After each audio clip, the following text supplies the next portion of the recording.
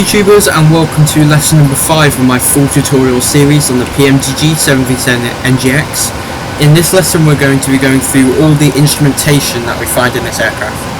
So firstly we're going to go over to the PFD, the primary flight display, and you can see there's a number of different displays on this screen. Over on the left hand side here we've got airspeed.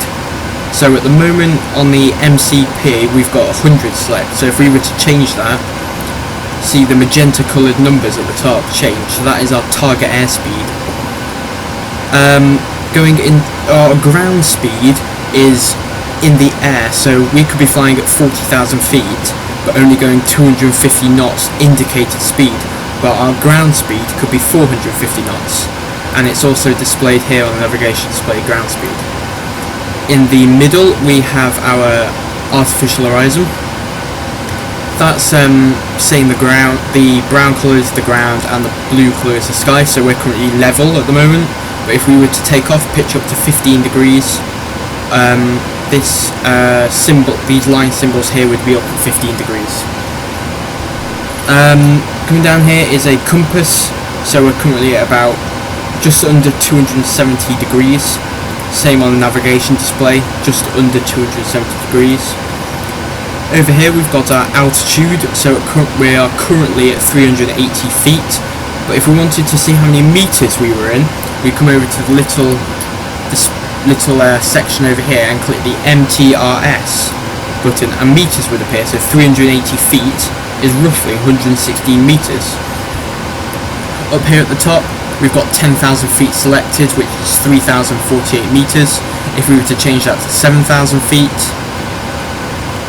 that would change 7 for our target altitude, and 700 is 2,134 meters. So that is the PFD in its simple terms. Up here would be all the MCB settings, so if we wanted auto throttle on, auto throttle's armed, VNAV, LNAV, when you could arm them. Heading select, if we turn the flight director on, heading select is on, and VNAV and LNAV you'll need to when you set up your actual flight. So that is the PFD. Going over to the navigation display now, there's a number of sections that we can change on this via this small panel here.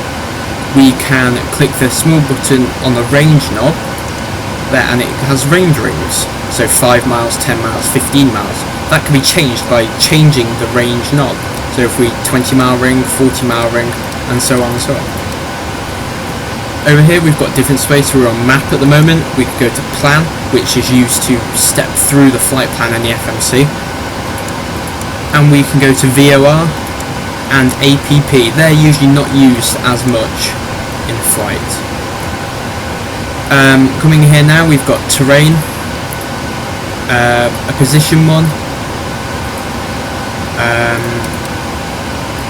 That one doesn't seem to be working at the moment. That's a data, so that'll have all the other airports around. Oh, there's the other. There, it's appeared now. These are other airports in the vicinity.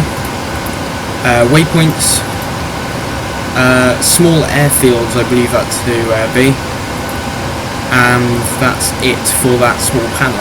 So there's a number of things you can change as well. You can, if you click the CTR button, it goes through a number of modes.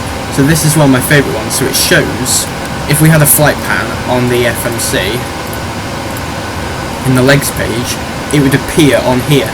So our current altitude is selected to 7,000 feet, which is this magenta line here. If we were to increase that to 11,000 feet, it would change to 11,000 feet, and this is the terrain. So if we were to put our to 2,000 feet, we would hit these mountains here because we're too low. So that's a good situation awareness mode. It's really good for that. Moving over to the ECAS system, engine, instrument and crew alerting system. Over here we've got engine 1 systems and engine 2 systems. N1 is the big fan on the engine, and exhaust gas temperature, that will start to rise as we start the engines up, and fuel flow. Over here we've got, so if we were to turn these to ground power, it would say a warning light would come up saying the engine is starting up, and when on the screen, when that gets to about 25 N2, we turn the fuel on. But I'll do another tutorial on how to actually start up the engines. Over here we've got a fuel, so we are fully loaded on fuel at the moment. If we were to change that, going over to FSX actions, fuel, and change that, you can see it fluctuates a lot. On the screen below, it's got our N2, so 25% fuel will go on. Fuel flow, once we turn the fuel on, this will increase. Oil pressure will increase, oil temperature will increase, and oil quantity would stay the same.